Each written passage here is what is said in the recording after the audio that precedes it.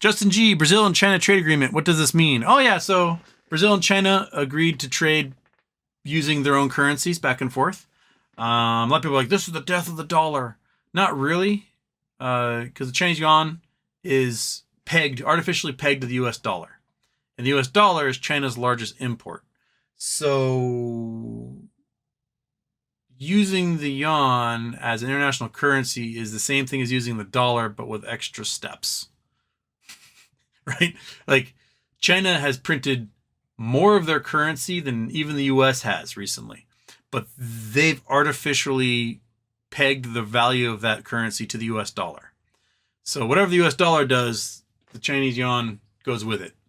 And they're going to pretend like it's going to be a international reserve currency, but really it's just a dollar. So like the French just agreed to buy liquid natural gas, do liquid natural gas deals with China using the Chinese currency. But this is how it's going to go. The French are going to be like, oh, it's $12.67 per 1,000 cubic feet. What's that in Chinese yuan? That's how it's going to go. And then they're going to get the Chinese yuan and they're going to convert it back into dollars or euros because that's the currency that they can actually use. And granted, you can buy lots of things from China, but the minute China tries to invade Taiwan, their currency is done because people will stop buying anything from China. And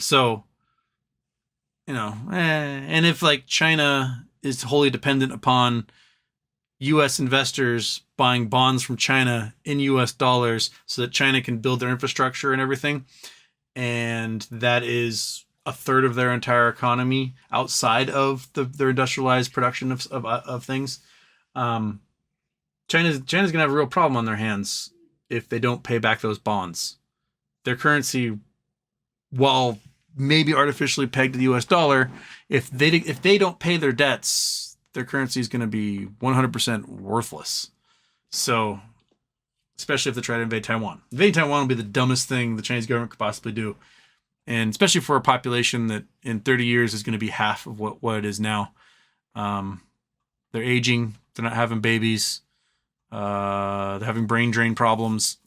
They got a lot of things they're going to work out in the future. Whereas the United States, we might not be making babies. We'll still take lots of immigrants in. And we'll keep our population growing via the immigration. Cities still fill up with people. There's still demand. The real estate prices still go up over time. But if half your population in China is gone in 30 years, then investing in real estate is a terrible long-term investment. Rosie can wear to the Magic Kingdom. Yeah, there you go. Ronnie E92, Houston, seems more like countries are now deciding to ditch the dollar, with France and Brazil settling trades in yuan. But I think the USA will allow this transition of reserve currency to occur. Again, it's just using the US dollar as a reserve currency with extra steps.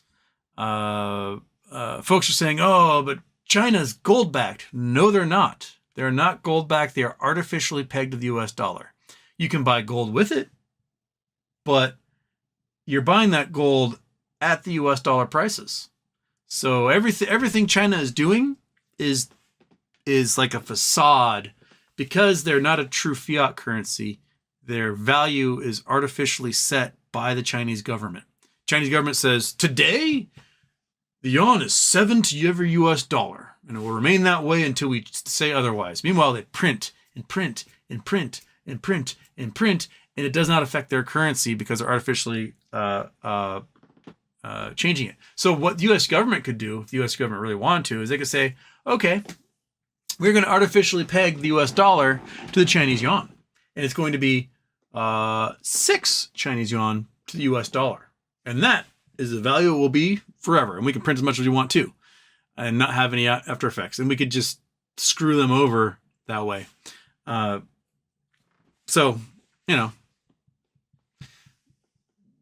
tit for tat can happen. I tweeted the other day, if the U.S. government wanted to destroy Saudi Arabia, all we have to do is nationalize ExxonMobil and sell oil for $10 a barrel. And Saudi Arabia would just overnight. This is largely because the U.S. government doesn't have a national oil company. And what we do have essentially some of the largest oil fields in the entire world, and especially in shale oils. We've got trillions of barrels in shale oil.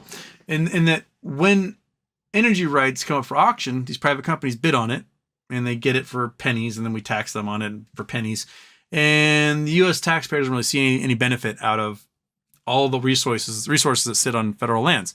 If we really wanted to, and during COVID, we probably should have, if we had different president office, probably could have, is, you know, ExxonMobil, their market value from like 500 billion to like 30 billion overnight when oil prices went negative. And they're begging, oh, please give us some handouts, give us billions of dollars in handouts. And we ended up giving them billions of dollars in handouts when we should have just bought their entire company, should have bought ExxonMobil for $30 billion. And been like, yep, it's now a national company. U.S. government owns it.